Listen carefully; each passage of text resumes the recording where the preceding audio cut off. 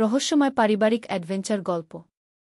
শ্রাবণের বিকেলে বারান্দায় আমি চা খাচ্ছিলাম, আর আমার ছেলে আমার কোলে মাথা রেখে বলল, মা, আমি তোমার স্বামী হতে চাই। শ্রাবণ মাসের এক বিকেল। আকাশে মেঘ করেছে। বারান্দায় বসে চা খাচ্ছিলাম। ছেলে এসে আমার পাশে বসল। বৃষ্টি হবে মনে হচ্ছে, আমি বললাম। হ্যাঁ। সে আমার কোলে মাথা রাখল। আমি তার চুলে হাত বুলাতে লাগলাম। ক্লান্ত লাগছে? না মা। সে চোখ বন্ধ করল। আমি ভাবছিলাম। কি ভাবছিলি? আমি ভাবছিলাম, আমি যদি তোমার স্বামী হতাম। আমার হাত থেমে গেল। কি? সে চোখ খুলে আমার দিকে তাকাল। আমি বলছি, আমি চাই তুমি আমার স্ত্রী হও। আমরা স্বামী স্ত্রীর মতো জীবন কাটাই। আমি তোমাকে ভালোবাসি, শুধু মা হিসেবে নয়, একজন নারী হিসেবে। প্রথম বৃষ্টির ফোঁটা আমার হাতে পড়ল। তুই কি বলছিস জানিস? জানি। আমি তোমাকে বিয়ে করতে চাই। আমরা একসাথে থাকব। তুমি আমার, আমি তোমার। ঝড়ো হাওয়া চুলে এলোমেলো করে দিল। এই গল্পটি সম্পূর্ণ শুনলে আপনাদের পানি অটোমেটিক বের হয়ে যাবে, সো যত দ্রুত সম্ভব হাতের কাছে টিস্যু নিয়ে বসে পড়ুন। বিছানার চাদর যেন নষ্ট না হয় সেটা সম্পূর্ণ খেয়াল রাখার অনুরোধ জানিয়ে গল্পটি এখন শুরু করব। তার আগে সর্বশেষ অনুরোধ, দয়া করে এমন পানি বের করার গল্প নিয়মিত শুনতে আমাদের চ্যানেলটি সকলেই সাবস্ক্রাইব করুন। ধন্যবাদ। হ্যালো বন্ধুরা, আমার নাম মীরা সেন। আমার বয়স 40 বছর। আমার স্বামীর নাম দেবব্রত সেন, বয়স 43 বছর। আমাদের 2 সন্তান, রিয়ান আর তনবি। রিয়ান 18 বছর বয়সী, কলেজে পড়ে। তনবি 11 বছর বয়সী, স্কুলে যায়। কিন্তু আমি যে গল্পটা আজ বলতে যাচ্ছি সেটা আমার জীবনের সবচেয়ে অদ্ভুত আর রহস্যময় ঘটনা। এমন কিছু যা শুনলে আপনাদের গা শিহরিয়ে উঠবে আর মুখ দিয়ে পানি বের হয়ে যাবে। সেদিন বিকেলে রিয়ান আমার কাছে এসে বলেছিল, মা, আমি চাই আমরা একসাথে একটা গোপন অভিযানে যাই। কি তার কথাটা শুনে আমি অবাক হয়ে গেলাম। সে আরও বলল, শুধু আমরা দুজন। বাবা আর তনবি জানবে না। আমি তাকে জিজ্ঞেস করলাম, কি ধরনের অভিযান? রিয়ান রহস্যময় হাসি দিয়ে বলল, মা, তুমি কি জানো আমাদের পুরানো বাড়িতে একটা গোপন কক্ষ আছে, যেখানে দাদুর লুকানো ধনভাণ্ডার আছে। আমার চোখ বড় হয়ে গেল। কি বলছিস? কোনো গোপন কক্ষ? হ্যাঁ মা। আমি কয়েক সপ্তাহ ধরে খোঁজাখুঁজি করছি। দাদুর পুরানো ডায়েরি পেয়েছি। সেখানে সব লেখা আছে। রিয়ান আমাকে একটা পুরানো চামড়ার ডায়েরি দেখাল। পাতাগুলো হলুদ হয়ে গেছে। তাতে আমার শ্বশুর মশাইজের হাতের লেখা। আমি পড়তে শুরু করলাম।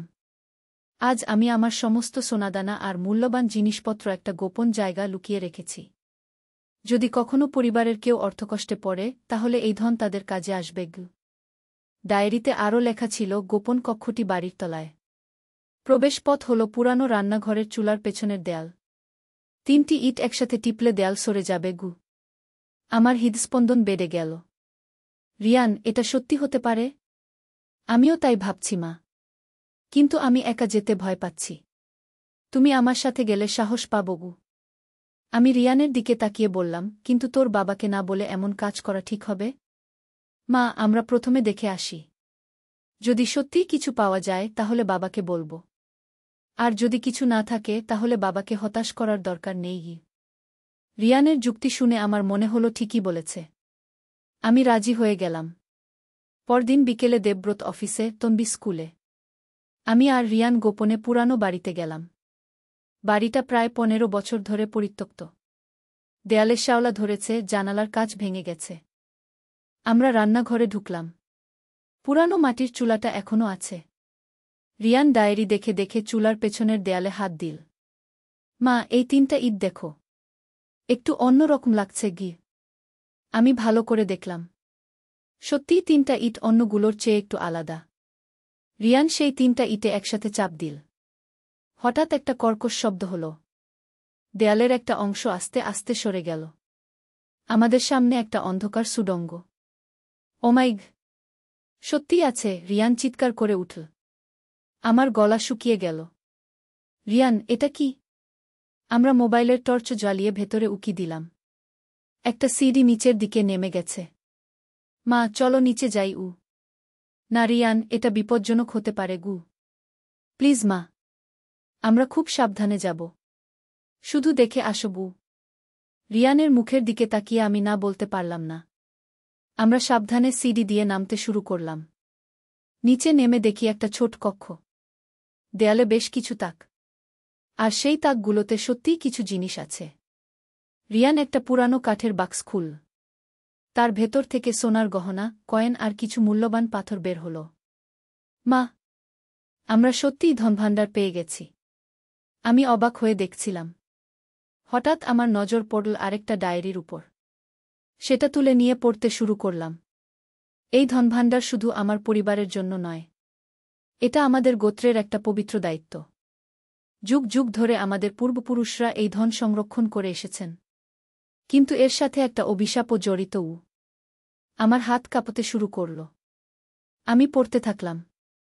যে কেউ এই ধন স্পর্শ করবে তাকে আমাদের পূর্বপুরুষদের একটি অসমাপ্ত কাজ সম্পন্ন করতে হবে। নইলে পরিবারে মহাবিপদ নেমে আসবে। কি কাজ? আমি মনে মনে প্রশ্ন করলাম। ডায়েরিতে লেখা ছিল, আমাদের পূর্বপুরুষ রাজা কৃষ্ণচন্দ্রের আমলে একজন ব্রিটিশ অফিসারকে হত্যার অপরাধে অভিযুক্ত হয়েছিলেন। কিন্তু সেটা ছিল মিথ্যা অভিযোগ। প্রকৃত হত্যাকারী ছিল অন্য কেউ। আমাদের পূর্বপুরুষ নির্দোষ প্রমাণিত হওয়ার আগেই মারা যান। তার আত্মা শান্তি পায়নি।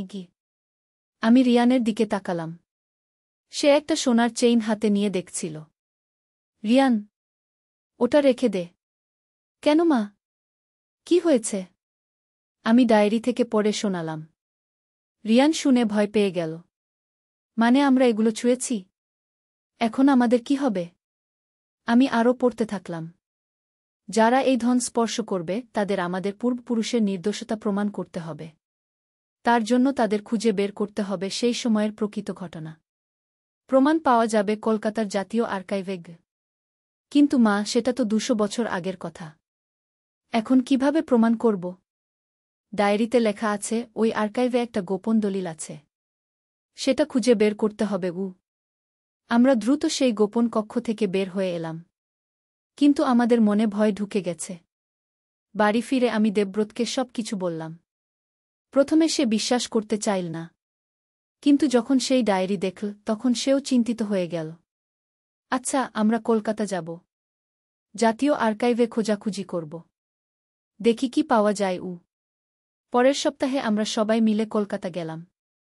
জাতীয় আর্কাইভে পৌঁছে আমরা কর্মকর্তাদের সাহায্য নিলাম। আমাদের পূর্বপুরুষের নাম, তারিখ আর ঘটনার বিবরণ দিলাম। 2 দিন খোঁজাখুঁজির পর আমরা একটা পুরানো ফাইল পেলাম। তাতে আমাদের পূর্বপুরুষের মামলার রেকর্ড ছিল।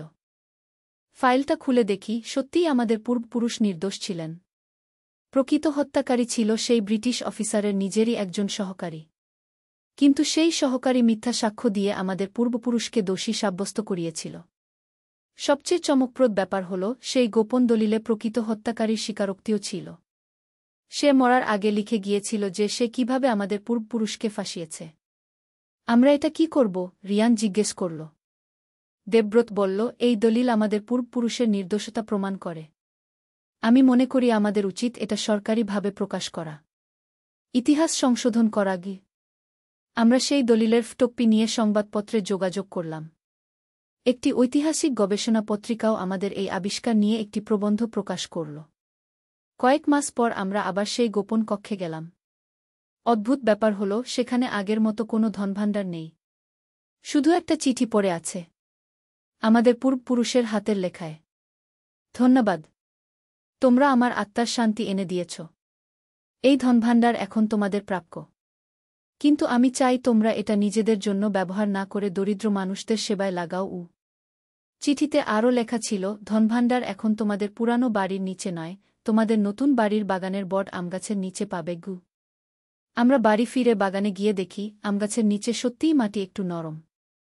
খুঁড়ে দেখি একটা বড় ধাতব বাক্স। বাক্সটা খুলে আমরা হতবাক। এত সোনাদানা আর মূল্যবান জিনিস যে গুনতেই পারছি না। দেবব্রত বলল, চলো এগুলো বিক্রি করে এলাকার গরিব ছেলেমেয়েদের স্কুল কলেজের খরচ দিই। একটা বৃত্তি ফান্ডও করতে পারি। আমরা সেই মতে করলাম। পূর্বপুরুষের নামে একটি শিক্ষা ফান্ড গঠন করলাম। প্রতি বছর দরিদ্র মেধাবী ছাত্রছাত্রীদের বৃত্তি দেওয়া হয়। কিন্তু এই পুরো অভিজ্ঞতার সবচেয়ে আশ্চর্যজনক ব্যাপার হল, রিয়ান ওই ঘটনার পর থেকে একদম বদলে গেছে। সে এখন ইতিহাস নিয়ে পড়াশোনা করছে। বলে পূর্বপুরুষদের মতো দেশ ও জনগণের সেবা করবে। তন্বীও এই গল্প শুনে খুব অনুপ্রাণিত হয়েছে। সে বলে বড় হয়ে সমাজসেবক হবে। আর আমি বুঝে গেছি যে আমাদের প্রত্যেকের জীবনে কোনো না কোনো উদ্দেশ্য আছে। কখনো সেটা আমরা নিজেরাই বুঝতে পারি, কখনো পরিস্থিতি আমাদের সেই পথ দেখিয়ে দেয়। সেদিন রিয়ান আমার কাছে এসে বলেছিল গোপন অভিযানের কথা। কিন্তু আমি জানতাম না যে সেই অভিযান আমাদের জীবনকেই বদলে দেবে। এখন যখন শ্রাবণের বিকেলে বারান্দায় বসি, তখন মনে হয় আমাদের পূর্বপুরুষদের আশীর্বাদ যেন আমাদের উপর আছে। আমাদের পরিবারে শান্তি এসেছে। আর সবচেয়ে বড় কথা হল, আমরা বুঝেছি যে সত্যিকারের ধন কোনো সোনাদানা নয়, পরিবারের ভালোবাসা আর সমাজের কল্যাণে কাজ করার সুযোগটাই আসল ধন। রিয়ান এখন আর সেই ছোটবেলার মতো নয়। সে এখন একটা উদ্দেশ্যপূর্ণ জীবন যাপন করছে। আর আমি গর্বিত যে আমার ছেলে এমন একটা মহৎ পথ বেছে নিয়েছে। কখনো কখনো মনে হয় সেদিন রিয়ান যদি আমাকে না বলতো, যদি আমি সাহস না করে তার সাথে না যেতাম, তাহলে হয়তো আমাদের পূর্বপুরুষের আত্মা আজও অশান্ত থাকত।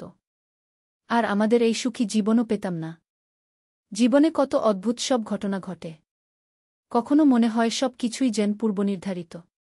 রিয়ানের সেই ডায়েরি পাওয়া, আমাদের সাহস করে সেই গোপন কক্ষে যাওয়া, কলকাতায় প্রমাণ পাওয়া, সব কিছুই যেন একটা সুতো গাঁথা। এখন আমাদের বাড়িতে প্রতি বছর পূর্বপুরুষের স্মরণে একটা অনুষ্ঠান করি। এলাকার সব মানুষ আসে। আমরা বৃত্তিপ্রাপ্ত ছেলেমেয়েদের সংবর্ধনা দিই। সেই দিনগুলোতে মনে হয় আমাদের পূর্বপুরুষ যেন আমাদের আশীর্বাদ করছেন। রিয়ান এখন বিশ্ববিদ্যালয়ে ইতিহাস বিভাগে পড়ছে। তার স্বপ্ন একদিন একজন বিখ্যাত ঐতিহাসিক হবে। আর তন্বী বলে সে বড় হয়ে একটা এনজিও খুলবে। আমার মনে হয় আমাদের পরিবার সত্যিই ধন্য। কারণ আমরা শুধু টাকা পয়সার ধন পাইনি, পেয়েছি একটা উদ্দেশ্য, একটা লক্ষ্য। এই গল্প যখনই কারো কাছে বলি, তারা অবাক হয়ে যায়। কেউ কেউ বিশ্বাস করতে চায় না। কিন্তু আমি জানি এটা সত্যি। আর যারা বিশ্বাস করে না, তাদের আমি বলি, জীবনে এমন অনেক রহস্য আছে যা আমাদের বুদ্ধি দিয়ে বোঝা যায় না।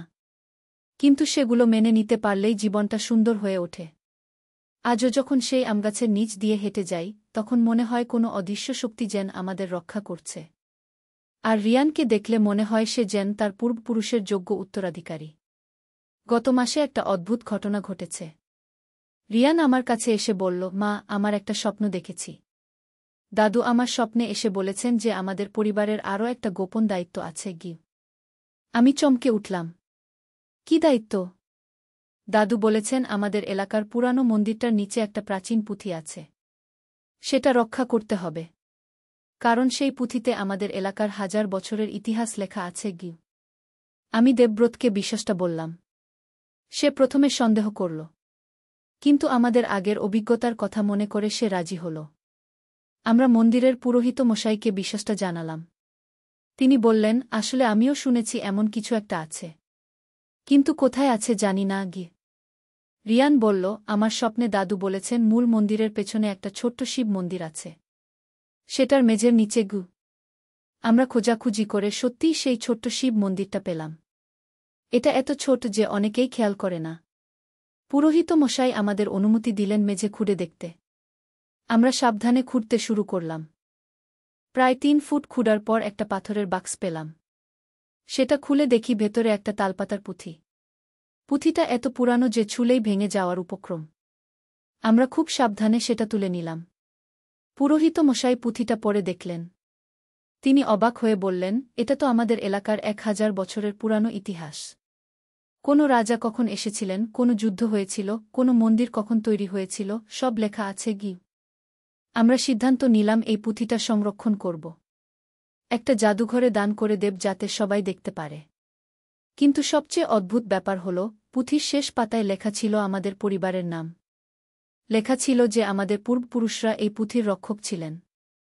মানে আমাদের পরিবার শুধু নিজেদের ইতিহাসই নয়, পুরো এলাকার ইতিহাসের রক্ষকও ছিল। তন্বী অবাক হয়ে জিজ্ঞেস করল। পুরোহিত মশাই বললেন, হ্যাঁ বেটি। তোমাদের পূর্বপুরুষরা ছিলেন বিদ্বান ও দেশপ্রেমিক। তারা শুধু নিজেদের পরিবার নয়, পুরো সমাজের কল্যাণের কথা ভাবতেন।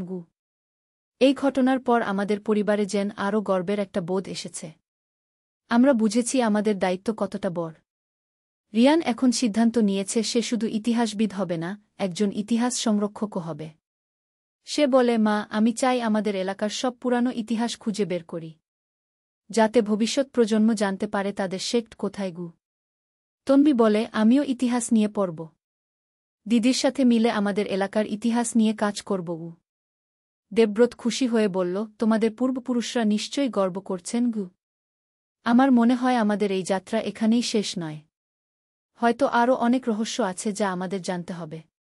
আরও অনেক দায়িত্ব আছে যা আমাদের পালন করতে হবে। কিন্তু আমি আর ভয় পাই না। আমি জানি আমাদের পূর্বপুরুষদের আশীর্বাদ আমাদের সাথে আছে। আর আমাদের পরিবারের ভালোবাসা আর একটাই আমাদের সব বাধা পার করতে সাহায্য করবে। সেদিন বিকেলে যখন রিয়ান আমার কোলে মাথা রেখে বলেছিল স্বামী হওয়ার কথা, তখন আমি জানতাম না যে সেটা ছিল একটা প্রতীকী কথা। সে আসলে বলতে চেয়েছিল যে সে আমার পাশে থেকে আমাকে সাহায্য করবে, আমাদের পরিবারের দায়িত্ব পালনে আমার সঙ্গী হবে। আজ যখন আমি এই গল্প বলছি, তখন মনে হচ্ছে যেন আমি একটা রূপকথার গল্প বলছি। কিন্তু এটা আমাদের সত্যিকারের জীবনের গল্প। জীবনটাই তো একটা রহস্য।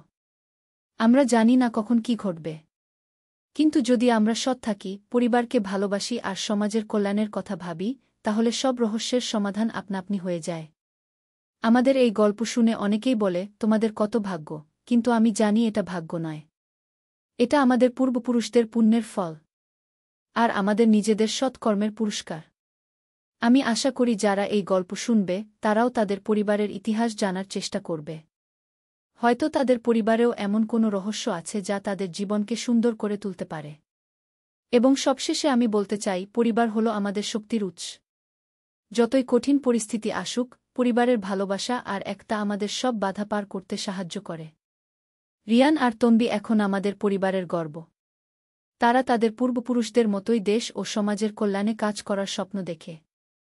আর আমি একজন গর্বিত মা। গর্বিত যে আমার সন্তানরা সৎ পথে চলার শিক্ষা পেয়েছে। গর্বিত যে আমাদের পরিবার এত বড় একটা ঐতিহ্যের বাহক। আজকের মতো এই গল্প এখানেই শেষ করছি।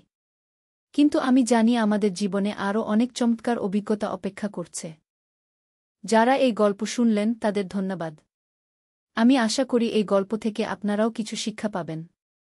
নমস্কার।